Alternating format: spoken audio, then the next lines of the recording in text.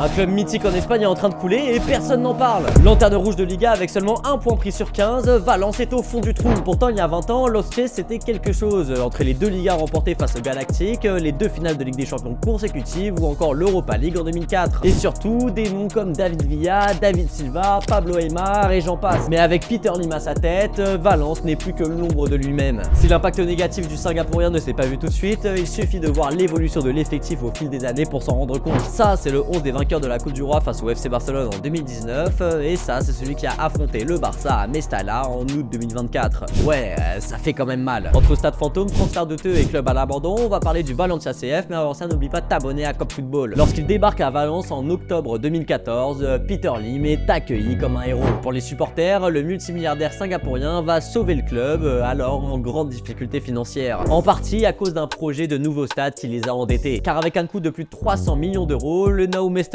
devait voir le jour dans les années 2010. Malheureusement, les retards de paiement ont stoppé les travaux en 2009, laissant le club sans stade et surendetté. Grâce aux Singapouriens, 10 ans après leur doublé Liga, Europa League et 12 ans après leur finale de Ligue des Champions, les Valenciens se voient déjà revenir parmi les tops européens. Mais très vite, le rêve est devenu un cauchemar. L'homme d'affaires a en fait vu le club comme une opportunité financière et le projet sportif en a vite pâti. L'effectif s'est affaibli au fil des années et est devenu inentraînable. En attestent les 11 coachs passés sur le banc sous la direction de Lim. Mais le tournant, il a été en 2019, juste après la Copa del Rey remportée par le club. Malgré ce trophée et une 4e place de Liga, les dirigeants se sont séparés de l'entraîneur Marcelino, de son directeur sportif Alemany et du responsable du recrutement Longoria. Les raisons, le président n'était pas content d'avoir remporté la Coupe du Roi. Si, je te jure. Considérant ce trophée comme pas assez lucratif, il avait exigé à son board de se concentrer sur le championnat. Et malgré la 4e place, synonyme de qualification en LDC, son ego n'a tout simplement pas supporté qu'on ne lui obéisse pas. À partir de ce moment-là, Peter Lim a montré clairement qu'il n'en avait pas grand-chose à faire du projet sportif de Valence.